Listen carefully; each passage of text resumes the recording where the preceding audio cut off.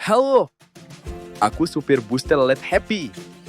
Lihat bus biru ini, siap mengantar desa. Ayo dengarkan. Telolet! Klakson ajaibku selalu ceria dan riang. Lihat anak-anak senang mendengar suaraku. Setelah seru, perutku keroncongan sekali. Mampir ke warung bakso. Bakso lezat. Lanjut. Tapi, klaksonku kok aneh sekali? Kok seperti ayam? Kok kuruyuk? Hahaha, semua tertawa.